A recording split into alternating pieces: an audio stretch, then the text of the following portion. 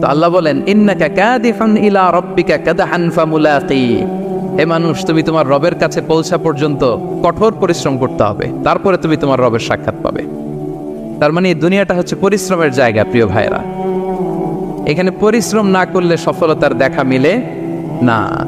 বাঁচতে হলে, সারভাইভ করতে হলে, টিকে থাকতে হলে আপনাকে পরিশ্রম করতে হবে। এই পৃথিবীতে কেউ কাউকে জায়গা করে দেয় না, এখানে জায়গা করে নিতে হয়, ঠিক কিনা বলেন? আপনি যদি পরিশ্রম করেন, পরিশ্রমে যে ঘাম ঝরে শরীর থেকে, পরিশ্রমের ঘামে জন্ম নেয় সফলতার বীজ। আপনি যখন হাড় ভাঙ্গা পরিশ্রম করবেন, এই পরিশ্রমে যে লোনা পানি বেরোবে, যে ঘাম বেরোবে, এই ঘামেই জন্ম নেয় সফলতার বীজ। এবং সফলতার কোনো শর্টকাট হয় না প্রিয় ভাইরা। অনেকে অল্পতে সফল হতে চায়, শর্টকাট খুঁজে, আসে না নাই? না, সফলতার জন্য আপনাকে লং কাটে যেতে হবে। ওখানে কোনো লিফট থাকে না, সিঁড়ি বেয়ে উঠতে হয়। অনেকে চায় যে সফলতার লিফটে উঠবো, সুইচ চাপবো, সাকসেসফুল ইন লাইফ। না, এত সহজ না, আপনাকে সিঁড়ি বেয়ে উঠতে হবে। তাহলে পরিশ্রমের কোনো বিকল্প নেই। এই দুনিয়াটা হচ্ছে পরিশ্রমের জায়গা, সংগ্রামের জায়গা। আপনি সফল হতে হলে আপনাকে পরিশ্রম করতে হবে, করতেই হবে। আর পরিশ্রমে কোনো লজ্জা নেই। আমি বিভিন্ন আমার আলোচনায় বলি, কাজে লজ্জা নেই। কিসে লজ্জা নেই? আওয়াজ করে বলুন সবাই। কাজে লজ্জা নেই। লজ্জা হচ্ছে অলসতায়, লজ্জা হচ্ছে হাত পাতায়, লজ্জা হচ্ছে অকর্মণ্যতায়। কাজে লজ্জা আছে? লজ্জা কিসে বলেন সবাই? লজ্জা হচ্ছে অলসতায়, অকর্মণ্যতায়। যারা কাজ না করে ফুটানি মারে, ওইটাতে লজ্জা। অনেকে আছে ফুটানি মারে, আছে না নাই? কাজ করে না, সব ফুটানি, এই ফুটানিতে লজ্জা। কিন্তু পরিশ্রমে কোনো লজ্জা নেই। এজন্য আল্লাহ তাআলা বললেন, ইয়া আইয়ুহাল ইনসান ইন্নাকা কাদিহুন ইলা রাব্বিকা কাদহান ফামুলাকি, হে মানুষ তোমার রবের কাছে পৌঁছা পর্যন্ত তোমাকে পরিশ্রম করতে হবে। হাড় ভাঙা পরিশ্রম করে আমার কাছে আসতে হবে, তবেই সফলতা মিলবে। অন্য আয়াতে আল্লাহ তাআলা বলছেন, লাকাদ খালাকনাল ইনসানা ফি কাবাদ, নিশ্চয়ই মানুষকে আমি কষ্ট এবং পরিশ্রম নির্ভর করে তৈরি করেছি। এই পৃথিবীতে টিকে থাকতে হলে তাকে পরিশ্রম করতে হয়, কষ্ট করতে হয়। এবং দুনিয়ার এই সাইকেলটা যদি দেখেন, দিন এবং রাতের যে সাইকেল, রাতকে আল্লাহ বানিয়েছেন ঘুমের জন্য, রেস্ট নেওয়ার জন্য, বিশ্রামের জন্য। আর দিনকে আল্লাহ বানিয়েছেন কর্মচঞ্চল করে, কাজের জন্য। দিনের মধ্যে কর্মস্পৃহা আছে। আল্লাহ তাআলা সূরা নাবাতে বলছেন, ওয়াজআলনান নাহারা মাআশা, আমি দিনকে বানিয়েছি কর্মচঞ্চল। দিনে আপনি কাজ করবেন, হাড় ভাঙা পরিশ্রম করবেন, তবেই সফলতা ধরা দিবে, ঠিক কিনা বলেন? তাহলে প্রথমে আমরা জানলাম এই পৃথিবীতে পরিশ্রম করতেই হবে, পরিশ্রমের কোনো বিকল্প নেই। সফল হতে চাইলে কি করতে হবে? আওয়াজ করে বলবেন, কি করতে হবে?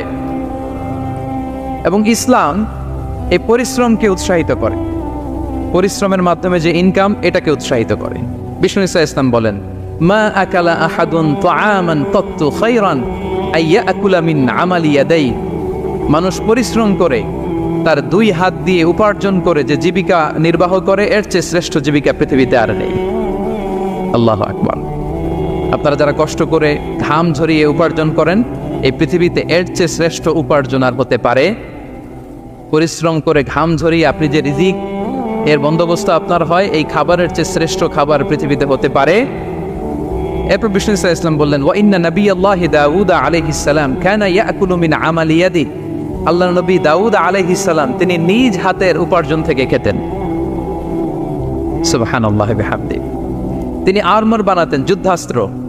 তিনি বর্ম বানাতেন, নিজ হাতে বর্ম বানিয়ে, যুদ্ধাস্ত্র বানিয়ে বিক্রি করে সেটা দিয়ে জীবিকা নির্বাহ করতেন। আল্লাহু আকবার। তাহলে পরিশ্রমের কোনো বিকল্প নেই। শ্রমের মাধ্যমে যে উপার্জন, এটা শ্রেষ্ঠ উপার্জন। তাই শ্রমজীবী যারা আছেন, মনক্ষুণ্ণ হবেন না, মন ছোট করবেন না। You are the super hero, you are the super hero, you are the remittance fighter of our country. এজন্য রাস্তা দিয়ে যখন হাঁটবেন, বুক ফুলিয়ে হাঁটবেন, আর বস্তা ভরে টাকা নিয়ে দেশে ফিরবেন, ঠিক কিনা বলেন? বুক ফুলিয়ে হাঁটতে হবে। এজন্য আমি আমার প্রিয় মাতৃভূমি বাংলাদেশের গভর্নমেন্টকে অনুরোধ করবো, আমাদের শ্রমজীবী ভাইদের যাতে সুবিধা হয়, এই ব্যবস্থা আপনাদের করতে হবে। বিনীত অনুরোধ রাখবো। শ্রম মন্ত্রণালয়ে যারা দায়িত্বে আছেন, স্পেশালি তাদেরকে রিকোয়েস্ট করবো, আমাদের শ্রমজীবী ভাইদের যেন কোনো কষ্ট না হয়, কারণ তাদের পাঠানো রেমিটেন্সে সচল থাকে আমার দেশের অর্থনীতির চাকা। তারা ভালো থাকলে ভালো থাকবে বাংলাদেশ। ভেরি সিম্পল, ঠিক কিনা বলেন? আমার যে ভাইটা পরিচ্ছন্নতা কর্মী, রাস্তা ক্লিন করে, এয়ারপোর্টে ওয়াশরুম ক্লিন করে, একজন পরিচ্ছন্নতা কর্মী, তারও 20 থেকে 30,000 টাকা বাংলাদেশে ঢুকে প্রতি মাসে। আপনি চিন্তা করতে পারেন? হ্যাঁ, 6টা মাস যদি রেমিটেন্স বন্ধ হয়, শ্রীলঙ্কার চেয়েও খারাপ অবস্থায় বাংলাদেশে চলে যাবে। Just only 6 months. ভয়ঙ্কর অবস্থা হবে বাংলাদেশে। এটা আল্লাহর পক্ষ থেকে একটা স্পেশাল রাহমা, মার্সি এন্ড ব্লেসিংস, যা আমাদের রিজিকের তাগিদায় সারা বিশ্বে যে কাজ করতে হয়, আমরা কাজ করি আর দেশে টাকা পাঠাই, আর সচল থাকে আমার দেশের অর্থনীতির চাকা। আলহামদুলিল্লাহ পড়ে।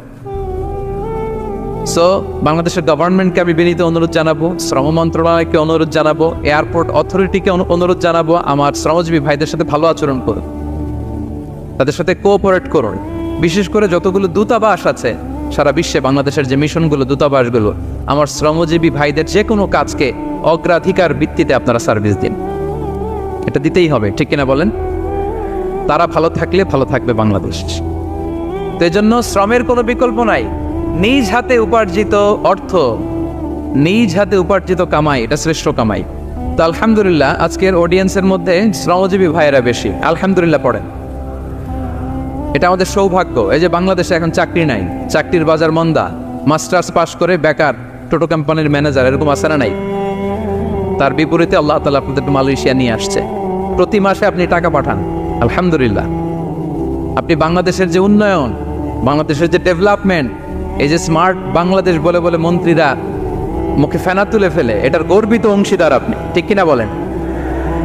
আপনি গর্বিত অংশীদার। You are the contributor, you are the real contributor. আপনার অবদানে বাংলাদেশ আজকে সচল, আলহামদুলিল্লাহ। সো মন ছোট করার কোনো সুযোগ নেই। নিজ হাতে উপার্জিত কামাই, এটা পৃথিবীর শ্রেষ্ঠ কামাই, আলহামদুলিল্লাহ। পরিশ্রমের মাধ্যমে যে উপার্জন, এটাকে ইসলাম আমাদেরকে উৎসাহিত করে। শুধু নামাজ, রোজা, জিকির এগুলো নিয়ে ইসলাম আমাদেরকে পড়ে থাকতে বলেনি। কোরআনিক অর্ডার হচ্ছে আপনার নামাজ শেষ, আপনি বেরিয়ে পড়বেন, কাজে বেরিয়ে যাবেন। ফাইদা কুদিয়াতিস সালাতু ফান্তাশিরু ফিল আরদি ওয়াবতাগু মিন ফাদলিল্লাহ। বিধানটা কার বলুন? আওয়াজ করে বলুন, বিধানটা কার?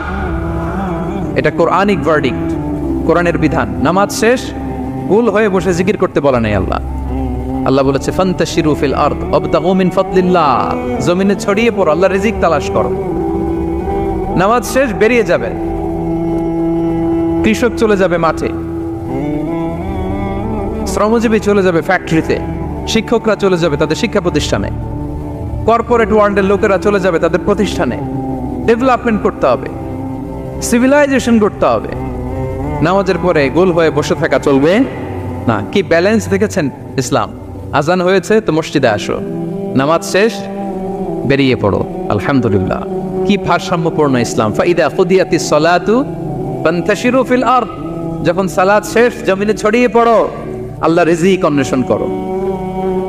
তাহলে শুধু নামাজ রোজার মধ্যে ইসলাম নয়, আপনাকে কর্মঠ হইতে হবে, পরিশ্রম করতে হবে, হাড় ভাঙা পরিশ্রম।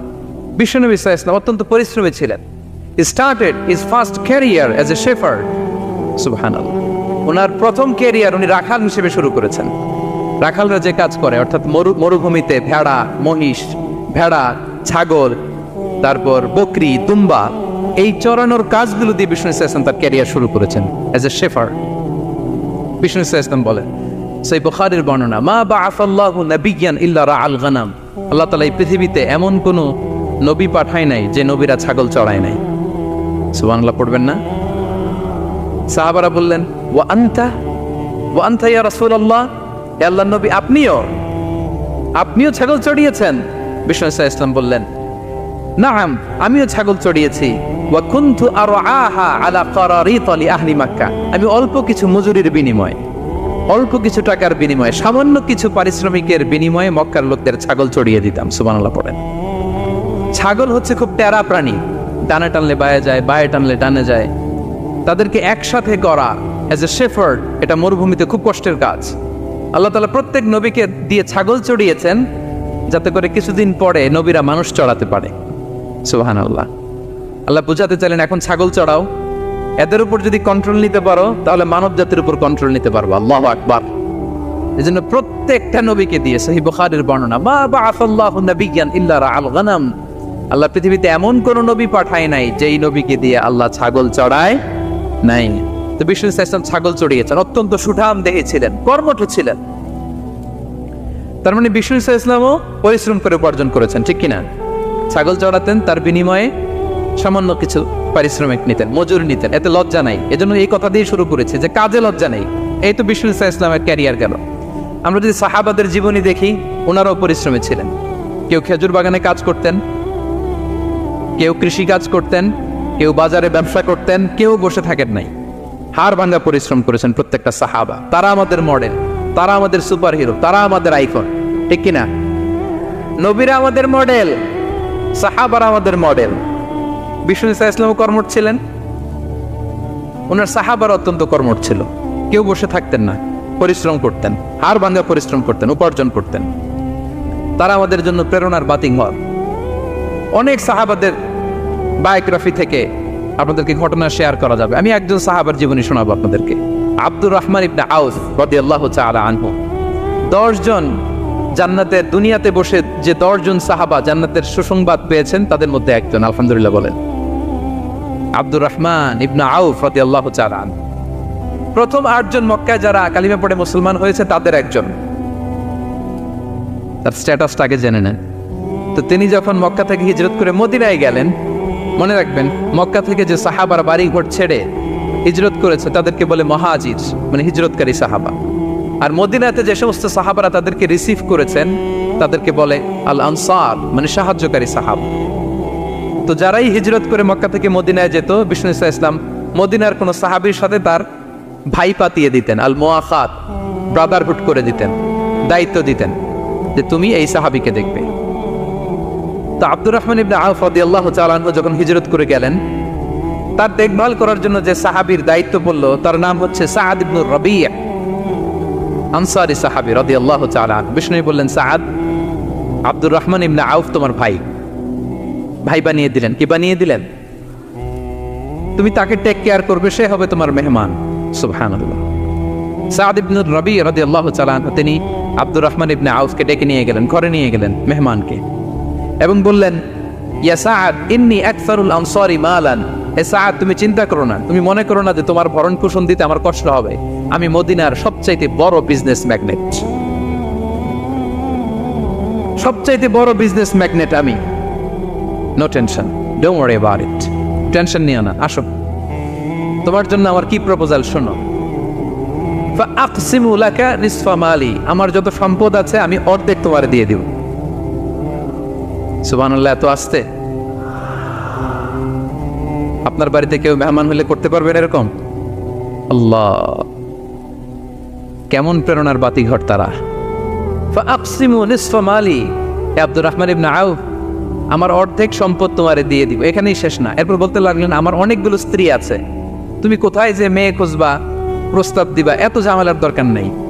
আমার কোন স্ত্রীকে তোমার ভালো লাগে বলো, তার যদি তোমাকে ভালো লাগে তাহলে প্রয়োজনে তাকে আমি ডিভোর্স দিয়ে দিব, তাকে নিয়ে তুমি সুখের সংসার করবা।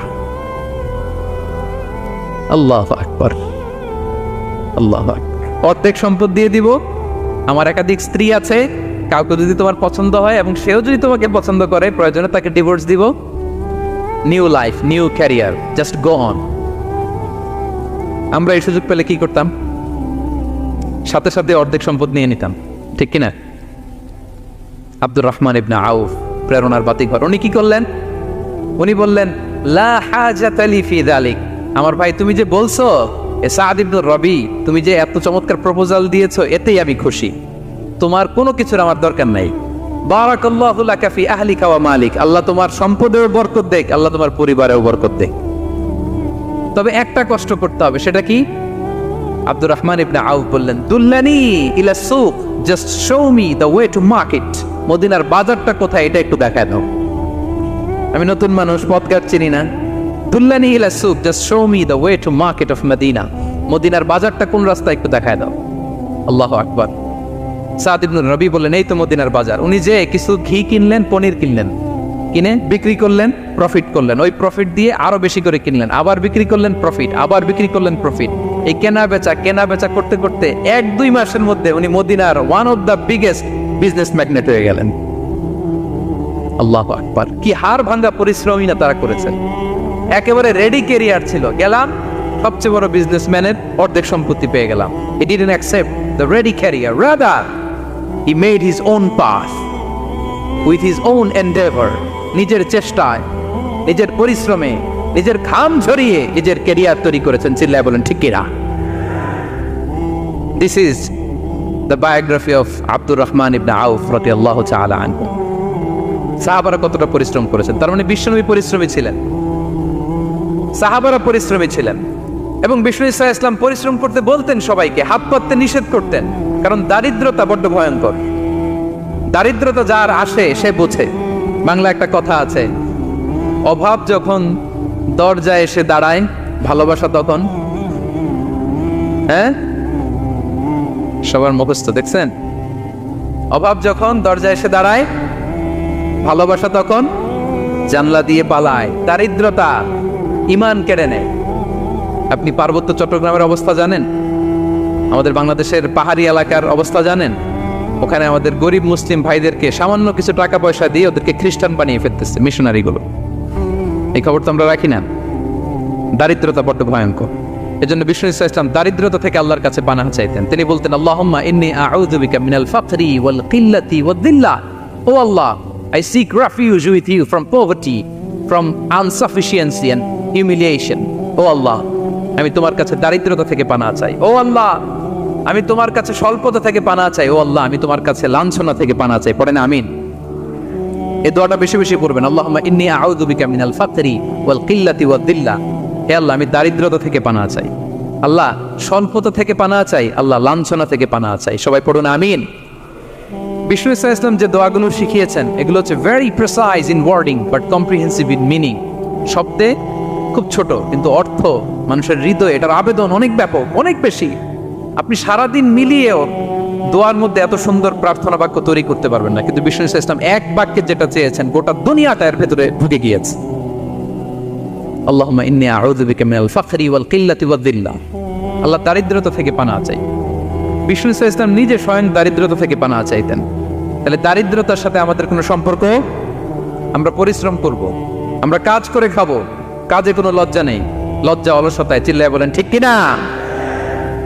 এবং বিষ্ণু ইসলামের কাছে কেউ যদি হাত পাততো, যদি দেখতেন তার কাজ করার যোগ্যতা আছে, বিষ্ণু ইসলাম ভিক্ষা দিতেন না, কাজে উৎসাহিত করতেন, ভিক্ষাবৃত্তিকে অনুৎসাহিত করতেন।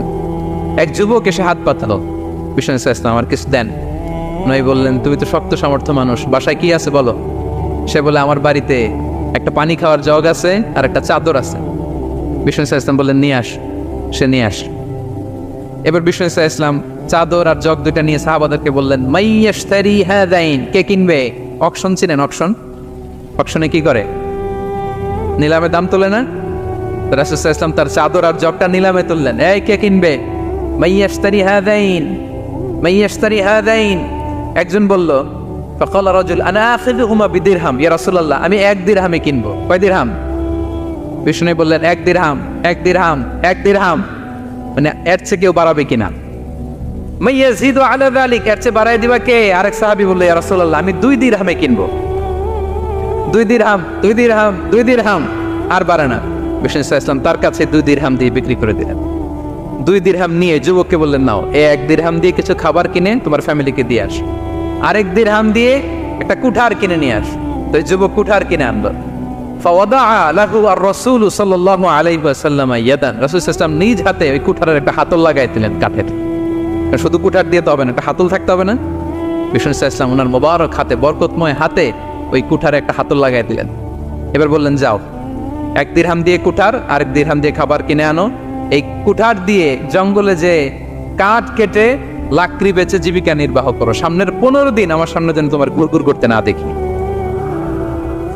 এ বেচারা গেল, 1 দিরহাম দিয়ে ফ্যামিলিতে খাবার দিল, আর লাকড়ি নিয়ে কাঠ কাটতে না কাটতে কয়েকদিনের ব্যবধানে ও 10 দিরহাম কামাই ফেলছে। আস্তে আস্তে আস্তে আস্তে সে স্বাবলম্বী হয়ে গেল। এরপর একবার বিষ্ণু ইসলামের কাছে আসছে। বিষ্ণু ইসলাম তারে বলে, মানুষের কাছে হাত পাতার চেয়ে, দুয়ারে দুয়ারে ভিক্ষা করার চেয়ে তোমার মতো এরকম কাঠ কেটে, জঙ্গলে কাঠ কেটে বাজারে বিক্রি করা অনেক ভালো। আল্লাহু আকবার। এই হচ্ছে বিষ্ণু ইসলামের ক্যারেক্টারিস্টিক্স। তিনি ভিক্ষাবৃত্তিকে অনুৎসাহিত করতেন। এই যে গল্পটা, what is the moral of the story? কি শিখলাম? 1 নম্বর যেটা শিখলাম, তিনি কাজ করে খেতে উৎসাহিত করেছেন। চাইলেই বিষ্ণু ইসলাম ওই দুইটা জিনিস বিক্রি করে 2 দিরহাম দিয়ে বলতে পারতেন, যাও 2 দিরহাম দিয়ে খাবার কেনো। ওই বেলা খেয়ে রাতের বেলা আরেক দুয়ারে যে ভিক্ষা করতো, ঠিক কিনা বলেন? কথা বুঝতেছেন? 2 দিরহাম দিয়ে যদি খাবার কিনতো তো দুপুরে খেয়ে রাতে কি করতো? আবার হাত পাততো। সেটা করে নাই, কাজ করে খেতে উৎসাহিত করেছেন এবং স্থায়ী সমাধান করে দিয়েছেন। কারণ কাজই, কাজে কোনো ছোট বড় নাই। আছে? কাজে কোনো ছোট বড় আছে না। তাহলে ইসলাম আমাদেরকে পরিশ্রমী হতে শেখায়, কর্মমুখী হতে শেখায়। ইসলাম কতটা কর্মমুখী ধর্ম দেখেন। বিষ্ণু ইসলাম বলেন, ইন কামাতিস সাআ ওয়া ফি ইয়াদি আহাদিকুম ফাসিলা। কেউ যদি দেখে কিয়ামত হয়ে যাচ্ছে, কি হয়ে যাচ্ছে? সবাই বলুন। কেউ যদি দেখে কিয়ামত হয়ে যাচ্ছে আর তার হাতে একটা চারা বীজ আছে, গাছের চারা। কি আছে? গাছের চারা। সে গাছের চারা রোপণ করতে গেছিল, ওদিকে যায় দেখে কিয়ামত শুরু হয়ে গেছে। বিষ্ণু বলেন, ফাইন ইসতাতাআ আন লা তাকুমা হাত্তা ইয়াগরিসাহা ফালইয়াগরিসহা। সে যদি পারে কিয়ামত হওয়ার আগেই ওটা রোপণ করে দিতে, সেজন্য তাড়াতাড়ি করে রোপণ করে দেয়। আল্লাহু আকবার। ইসলাম কতটা কর্মমুখী ধর্ম। কিয়ামত শুরু হয়েছে, বিষ্ণু বলেন তার উপর কিয়ামত আসার আগে সে যদি চান্স পায় চারা বীজটা যেন রোপণ করে দেয়। আর আমরা এখন আখিরুজ্জামান, দাজ্জাল আসবে, কিয়ামত হয়ে যাবে, 2025 সালেই হবে, এগুলো বলে কাজকর্ম সব বন্ধ করে দিচ্ছে। এরকম ডাকাইতে আছে না নাই? হ্যাঁ বলেন, আছে না নাই? তা আখিরুজ্জামান কি আপনারা এটা শিখায়, এই লেসন শিখায়? আখিরুজ্জামান আসবে, দাজ্জাল আসবে, তো আপনার সমস্যা কি? দাজ্জাল আসবে দেখেই তো আপনাকে বিজনেস করে এমন টাকা কামাইতে হবে যাতে করে দাজ্জাল আসলে আমি আমার অর্থ দিয়ে মুজাহিদিন ভাইদেরকে সহায়তা করতে পারি। দাজ্জাল আসবে তো আপনার প্রবলেম কি? আপনার বডি বিল্ডিং করতে হবে, আপনার ফ্যামিলিকে তারবিয়া দিতে হবে, আপনার সোসাইটিকে সমৃদ্ধ করতে হবে, আপনাকে সভ্যতার কারিগর হইতে হবে। আপনার সব কাজ আপনি আরো বাড়াই দিবেন দাজ্জালের প্রশ্ন আসলে। এখন দাজ্জাল আসবে, 25 সালেই আসবে, 26 সালেই কিয়ামত হবে। কি হবে ক্যারিয়ার দিয়ে? আর কি হবে ব্যবসা করে? এরকম আছে না নাই? এরকম করা যাবে? বিশ্বনবী কি বললেন? কিয়ামত হইতেছে, তুমি দেখতেছো চাক্ষুষ বিলা আয়ান, দেখতেছো কিয়ামত হইতেছে, আর তুমি গাছ লাগাইতে গেছিলা। যদি সুযোগ হয় কিয়ামত হওয়ার আগে আগে কি করো? গাছ লাগাও। সুবহানাল্লাহ পড়বেন না? প্রিয় ভাইয়েরা, আমরা যেন পরিশ্রমী হই, আমরা যেন কর্মঠ হই, আমরা যেন অলস না হই। বিষ্ণু ইসলাম অলসতা থেকে আল্লাহর কাছে পানাহ চাইতেন। আল্লাহ আমাদেরকে বোঝার তৌফিক দান করুক। আমরা পড়ি আমিন। আল্লাহ নবী সাল্লাল্লাহু আলাইহি ওয়াসাল্লাম শুধু পরিশ্রম করতে বলেছেন এমন নয়, তিনি পরিশ্রমীদেরকে পছন্দ করতেন। এক সাহাবীর সাথে তিনি মুসাফা করলেন, দেখলেন হাতটা বড্ড খসখসে। তিনি শ্রমজীবী সাহাবী। এটা যখন তিনি শুনতে পেলেন, তিনি পরম মমতায় আলতো করে ওই শ্রমিক সাহাবীর হাতে তিনি চুমু খেলেন। আল্লাহু আকবার। এবং ওনার আন্ডারে যারা কাজ করত তাদের সাথে বিষ্ণু ইসলামের যে আচরণ, ওনার যে শ্রমিক, ওনার যে খাদেম, তাদের সাথে বিষ্ণু ইসলামের যে ডিলিং শুনলে আপনি অবাক হয়ে যাবেন। আপনি কারো ব্যাপারে যদি রিয়েল ইনফরমেশন চান, আপনি কয়েকটা জায়গায় নক করতে হবে। 1 নম্বর, ধরেন যে একজন বড় সাহেব, তার আসল তথ্য যদি চান তার বউকে জিজ্ঞেস করেন। কারা জিজ্ঞেস করবেন? ওয়াইফকে জিজ্ঞেস করবেন, স্ত্রীকে, আসল তথ্য পাবেন। 2 নম্বর, তার বাড়ির দারোয়ানকে জিজ্ঞেস করবেন। কাকে? 3 নম্বর, তার ঘরের কাজের বুয়া, সব জানে উনি, ওই কাজের বুয়া থেকে রিপোর্ট নেবেন, ঘরে যে কাজ করে। 4 নম্বর, তার ড্রাইভার, দারোয়ান, কাজের বুয়া, ওয়াইফ, এদের কাছ থেকে যদি আপনি জিজ্ঞেস করেন, ফলের বিড়াল বেরিয়ে আসবে। ঠিক কিনা বলেন? তা আসেন বিষ্ণু ইসলামের যে খাদেম, কর্মচারী, তারা একটু জিজ্ঞেস করে বিষ্ণু ইসলামের আচরণ কেমন ছিল। বিষ্ণু ইসলামের খাদেমের নাম হচ্ছে আনাস রাদিয়াল্লাহু আনহু। আলহামদুলিল্লাহ, খাদিমুর রাসূলিল্লাহ, বিষ্ণু ইসলামের খাদেম। আসেন ওনাকে জিজ্ঞেস করি যে বিষ্ণু ইসলামের আচরণ কেমন ছিল। আনাস রাদিয়াল্লাহু তাআলা আনহু বলেন, খাদিমতুন নবিয়্যা 10 সিনিন, আমি বিষ্ণু ইসলামের 10 বছর খেদমত করেছি। 1-2 বছর না, 10 বছর বিষ্ণু ইসলামের খেদমতে আমি নিয়োজিত ছিলাম। ফামা ক্বালা লি লিমা সানা'তা ওয়ালা লিমা লা সানা'তা, 10 বছরের মধ্যে একদিনও কখনো বলে না, এ আনাস এটা কেন করলা,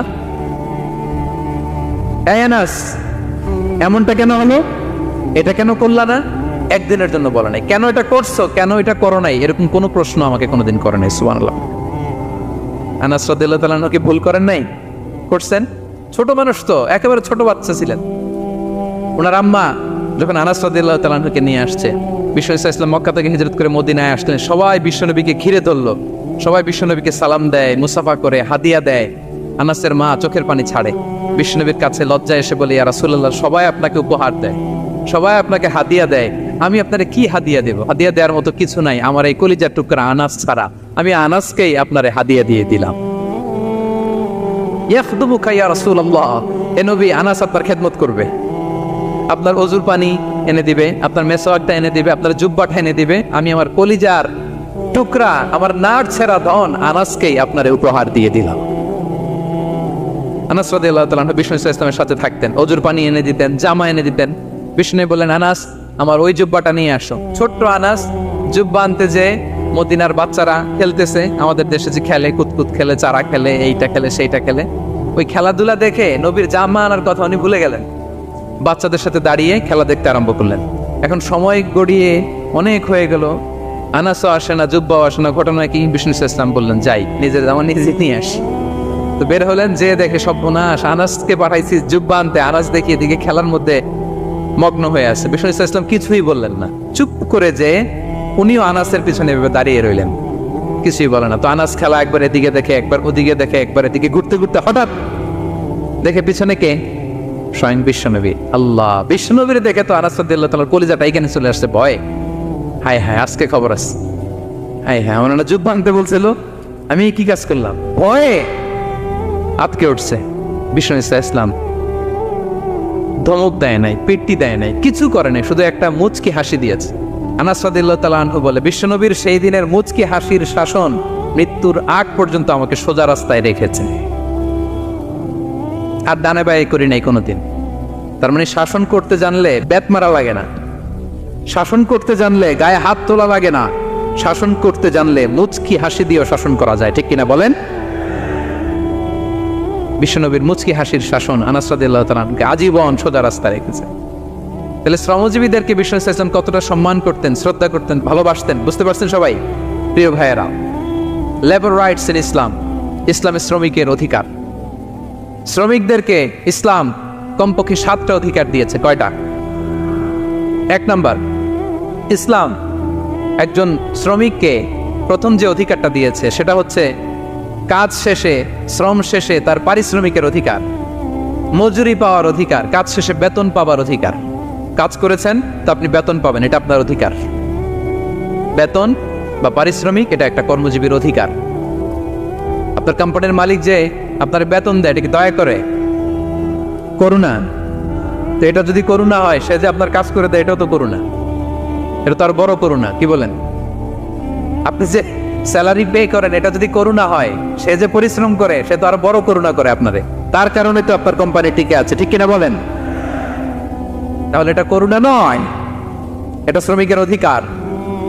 এবং বিশ্বনবী সাল্লাল্লাহু আলাইহি ওয়াসাল্লামের সেই ঐতিহাসিক বাণী, তিনি বলেছেন, আ'তুল আজীর আজরাহু ক্বাবলা আন ইয়াজিফা আরাফু, ঘাম শুকিয়ে যাওয়ার আগে শ্রমিককে তার পারিশ্রমিক বুঝিয়ে দাও। সুবহানাল্লাহ, বিশ্বনবীর ঐতিহাসিক বাণী। এখন জাতিসংঘ আমাদেরকে শিখায় যে শ্রমিকের মজুরি দিতে হবে, অন টাইমে দিতে হবে, স্যালারি দিতে হবে, এই করতে হবে, সেই করতে হবে। মানবাধিকারের কর্মীরা আমাদেরকে শিখায়, তারা শিখানোর 1500 বছর আগে বিষ্ণু ইসলামের ঐতিহাসিক বাণী, তিনি বলেছেন, আ'তুল আজীরা আজরাহু ক্বাবলা আন ইয়াজিফা আরাফু, শ্রমিকের ঘাম শুকাবার আগে তার মজুরি পেমেন্ট করে দাও। সুবহানাল্লাহ। ঘাম শুকিয়ে যাওয়ার আগে মানে অন টাইম, দ্রুততম সময়ে শ্রমিককে তার মজুরি দিয়ে দাও, তার বেতন দিয়ে দাও। যারা শ্রমিককে তার পারিশ্রমিক অন টাইমে দেয় না, স্যালারি অন টাইমে পে করে না, টালবাহানা করে, গরিমসি করে, তাদের ব্যাপারে বিষ্ণু ইসলাম কি বলেন? বিষ্ণু বলেন, 3 শ্রেণীর ব্যক্তি, সালাসাতুন আনা খাসমুহুম ইয়াউমাল কিয়ামা, 3 শ্রেণীর ব্যক্তির বিরুদ্ধে আমি বিশ্বনবী কিয়ামতের দিন আল্লাহর কাঠগড়ায় মামলা দায়ের করব। আমি বিশ্বনবী 3 শ্রেণীর ব্যক্তির বিরুদ্ধে আমি বিশ্বনবী আল্লাহর সুপ্রিম কোর্টের কাঠগড়ায় মামলা দায়ের করব। এর মধ্যে 1 শ্রেণীর ব্যক্তি হচ্ছে রাজুলুন ইস্তাআজারা আজীরান ফাস্তাওফা মিনহু ওয়া লাম ইউতিহি আজরা, কোন ব্যক্তি যে শ্রমিক নিয়োগ দেওয়ার পরে তার কাছ থেকে কাজ বুঝিয়ে নিয়েছে কিন্তু তাকে তার প্রাপ্য বুঝিয়ে দেয়নি। এরকম ডাকাত আমাদের সমাজে আছে না নাই? কাজ ঠিকই বুঝে নিচ্ছে কিন্তু তার প্রাপ্যটা বুঝিয়ে দেয়। বিশ্বনবী বলেন, তার বিরুদ্ধে আমি মামলা দায়ের করব। প্রিয় ভাইরা, বুঝে থাকলে উত্তর দেন। বিশ্বনবী যার বিরুদ্ধে মামলা দায়ের করবে তার জান্নাত তো একেবারে ডাইরেক্ট, তাই না? হ্যাঁ, সুন্দর বলছে একজন, তার কোনো জামিন নাই, ঠিক কিনা বলেন? বিশ্বনবী যার বিরুদ্ধে মামলা দায়ের করেছে তার জান্নাতে যাওয়া তো দূর কি বাত, সে জান্নাতের ঘ্রাণও তার নাকে ঢুকবে না, চিল্লায় বলেন ঠিক কিনা? এজন্য খবরদার, শ্রমিককে তার শ্রম নেয়ার পরে তার পারিশ্রমিক দিয়ে দেন, তার ঘাম শুকিয়ে যাওয়ার আগে, মানে অন টাইম। এটা নিয়ে কোনো টাল বাহানা করা যাবে, তাহলে বিশ্বনবী তার বিরুদ্ধে মামলা দায়ের করবে। তার মানে 1 নম্বর অধিকার বুঝে পেয়েছেন? আপনি যে কাজ করেন, কাজের বিনিময়ে যে পারিশ্রমিক পান, যে স্যালারি পান, এটা আপনার অধিকার। এটা করুণা নয়, এটা অনুকম্প নয়, এটা কোনো দয়া নয়, ইটস ইউর রাইট। এটা আপনার অধিকার। আওয়াজ করে বলুন তো, গলা ফুলিয়ে, এটা আপনার কি?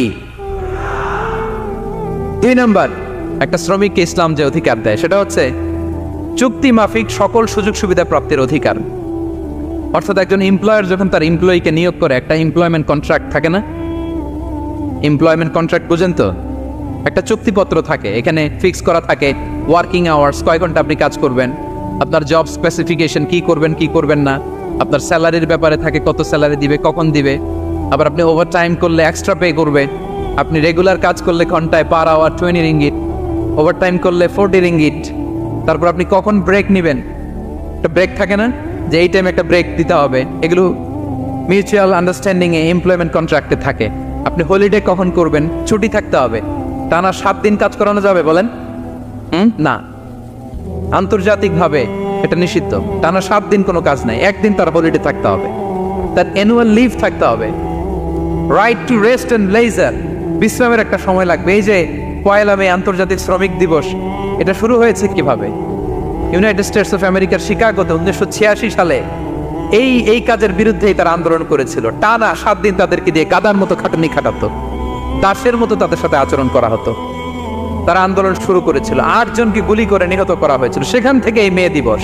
কিন্তু বিশ্ব ইসলাম 1500 বছর আগে এই শ্রমিকদের অধিকারের ব্যাপারে সোচ্চার ছিলেন, আলহামদুলিল্লাহ বলেন। তাহলে right to rest and leisure, UDHR, universal declaration for human rights, এগুলো সব নির্ধারিত আছে। তার মানে একজন শ্রমিকের 2 নম্বর অধিকার হচ্ছে চুক্তি অনুযায়ী সকল সুযোগ সুবিধা প্রাপ্তির অধিকার। আপনার চুক্তি করছেন, আপনি এটা এটা দিবেন, কিন্তু কাজের পরে আপনি ফ্যাসিলিটি দিচ্ছেন না, এটা করা যাবে বলেন? করা যাবে? আল্লাহর কোরআন কি বলছে শুনুন। আল্লাহর কোরআন বলে, ইয়া আইয়ুহাল্লাযীনা আমানু আউফু বিল উকুদ, O you who believe fulfil your contract, ও বিশ্বাসীরা তোমরা তোমাদের চুক্তি পূর্ণ করো। ওয়া আউফু বিল আহদি ইন্নাল আহদা কানা মাসউলা, তোমরা যে কমিটমেন্ট করেছো, যে কন্ট্রাক্ট করেছো, এই চুক্তি তোমরা পূর্ণ করো। তা না হলে কিয়ামতের কঠিন ময়দানে এই চুক্তির ব্যাপারে, কন্ট্রাক্টের ব্যাপারে, এই এগ্রিমেন্টের ব্যাপারে আপনারা জিজ্ঞেস করবে কে? তাহলে যা চুক্তি করেছেন সুযোগ সুবিধা, তাই আপনাকে দিতে হবে। মালিক ভাইয়েরা, মনে থাকবে তো নাকি? এগ্রিমেন্টে যা যা বলেছেন, যা যা লিখে সিগনেচার করেছেন, তাই আপনাকে দিতে হবে। আদেশটা কার? সবাই বলুন। আপনি মন চাইলে হায়ার করবেন, এরপরের দিন ফায়ার করবেন, এরকম করা যাবে? হ্যাঁ, চাইলে হায়ার ফায়ার, মন যা চায় তা করবেন, এটা করা চলবে না। তাহলে 2টা অধিকার গেল। 3 নম্বর, একজন শ্রমিককে ইসলাম যে অধিকার দিয়েছে সেটা হচ্ছে সুন্দর আচরণ পাবার অধিকার। তিনি আপনার ফ্যাক্টরির ওয়ার্কার, আপনার স্টাফ, এজন্য যা মনে হচ্ছে তা আচরণ করবেন, দাসের মতো আচরণ করবেন। এটা করা যাবে? আওয়াজ করে বলেন, করা যাবে? বিশ্ব ইসলাম ইন্তেকালের আগে পুরা উম্মাকে 2টা বিষয় ওসিয়ত করেছেন। আওয়াজ করে বলুন তো কয়টা? 1 নম্বর হচ্ছে নামাজ। 1 নম্বর কি? আসসালাত। আসসালাত, রুহু বের হওয়ার আগে, ইন্তেকালের আগে বিষ্ণু বলেন আসসালাত, সালাত, নামাজ, নামাজ। উম্মতেরা নামাজের ব্যাপারে সতর্ক হও। 2 নম্বর তিনি বলেছেন ওয়ামা মালাকাত আইমানুকুম, তোমাদের অধীনস্থ যারা আছে তাদের ব্যাপারে সচেষ্ট হও, তাদের প্রতি সদয় হও, তাদের সাথে খারাপ আচরণ করো না। এটা কখন বলছেন? জুমার খুতবার সময়, সাহাবীদের সাথে গল্প করার সময়, বিবিদের সাথে আলোচনার সময়। কখন? Just right before his death. এখনই রুহু বেরোবে, ইন্তেকালের আগে তিনি বলেছেন উম্মতেরা আসসালাত, নামাজ, উম্মতেরা ওমা মালাকাত আইমানুকুম, তোমাদের কর্মচারীদের সাথে খারাপ আচরণ করো না। তাহলে 3 নম্বর হচ্ছে শ্রমিকদের সুন্দর আচরণ পাবার অধিকার, তাদের সাথে খারাপ আচরণ করা যাবে না। বিশ্ব ইসলাম শ্রমিকদের রাইটস, অধিকারের ব্যাপারে এতটা সোচ্চার ছিলেন, বিদায় হজের মতো, বিদায় হজের যে বাণী, যে ভাষণে, ঐতিহাসিক ভাষণেও বাদ যায়নি শ্রমজীবীদের কথা। সুবহানাল্লাহ পড়েন। বিদায় হজের ভাষণে বিষ্ণু বলেছেন, আরে কাকুন, আরে কাকুন আতইমুহুম মিম্মা তাকুলুন ওয়াকসুহুম মিম্মা তালবাসুন, খবরদার ও আমার উম্মতেরা, এই ভাষণের পরে আর বড় কোনো ভাষণ আমার পক্ষ থেকে তোমরা পাবে না। তোমাদের কর্মজীবী, তোমাদের শ্রমিক, তোমাদের ওয়ার্কার, তোমাদের স্টাফদের ব্যাপারে সাবধান থাকো। তোমরা যা খাবে তাদেরও তা খাওয়াবে, তোমরা যা পড়বে তাদেরও তা পড়তে দিবে, তাদের প্রতি তোমরা সদয় হবে। বিদায় হজের বাণী তো বিষ্ণু ইসলাম আপনাদের কথা বলে নাই, আলহামদুলিল্লাহ পড়েন। কি রহমতের নবী ছিলেন, কি মায়ার নবী ছিলেন, শ্রমজীবীদের কি বিষ্ণু ইসলাম এতটা ভালোবাসতেন। তাহলে 3 নম্বর যে অধিকার ইসলাম একজন শ্রমিককে দেয় সেটা হচ্ছে সুন্দর আচরণ পাওয়ার অধিকার। দেখবেন যে মালিক বা যে এমপ্লয়ার ভালো আচরণ করে সব শ্রমিককে তাকে ভালোবাসে, তার জন্য দোয়া করে। আপনি মালিক হয়ে অসুস্থ, দেখবেন আপনার ওয়ার্কার গুলো জায়নামাজ বিছিয়ে সেজদায় পরে আপনার জন্য কাঁদে, এরকম আছে না নাই? মালিক হলে তো এরকম মালিক হইতে হবে, এমপ্লয়ার হলে তো এরকম হওয়া চাই, ঠিক কিনা বলেন? তাহলে আমরা শ্রমজীবীদের সাথে ভালো আচরণ করব, পারা যাবে তো ইনশাআল্লাহ? ইনশাআল্লাহ। 4 নাম্বার, কর্মক্ষেত্রে নিরাপত্তার অধিকার। শ্রমজীবী ভাইদের যে ওয়ার্ক প্লেস আছে সেখানে তাদের নিরাপত্তা থাকতে হবে, সেফটি মেজারমেন্ট থাকতে হবে। অনেক জায়গায় দেখি আয়রন ফ্যাক্টরিগুলোতে যারা কাজ করে, আল্লাহু আকবার, আপনারা ভিডিও ক্লিপসে দেখবেন যে কি ভয়ঙ্কর সেখানকার অবস্থা। ডিহাইড্রেশনে এক একজন অসুস্থ হয়ে যায়। সেখানে তাদের পর্যাপ্ত পানির ব্যবস্থা নাই, এটা নাই সেটা নাই। এমন এমন ফ্যাক্টরিতে আমাদের অনেক ভাইরা কাজ করে, কেমিক্যাল ফ্যাক্টরি, মাস্কও নাই। এরকম ডাকাইতে আছে না নাই? কেমিক্যাল ফ্যাক্টরিতে যারা কাজ করবে এদেরকে মাস্ক দিতে হবে, এদেরকে হ্যান্ড গ্লাভস দিতে হবে। নির্মাণ শ্রমিক যারা আছে তাদেরকে হেলমেট দিতে হবে। প্রত্যেকটা ফ্যাক্টরিতে ফায়ার এক্সটিংগুইশার লাগবে, আগুন লাগলে অগ্নি নির্বাপক যে যন্ত্র, এগুলোর দরকার আছে না নাই বলেন? গাদার মতো ঢোকার জায়গা নাই, বেরোয়ার জায়গা নাই, সেফ এন্ট্রি নাই, সেফ এক্সিট নাই।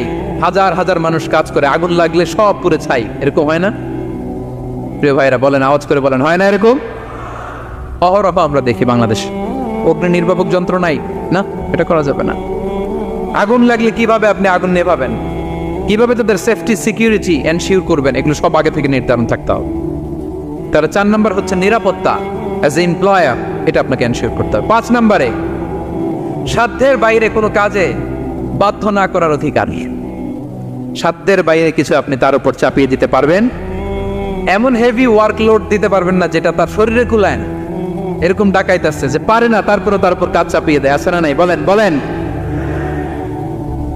ওয়ার্কারের স্বাস্থ্যহানি হয়, অঙ্গহানি হয়, এবং এমন ছোট ছোট বাচ্চাদের দিয়ে কাজ করায়, শিশু শ্রম, এটা তো আইনত দণ্ডনীয় অপরাধ।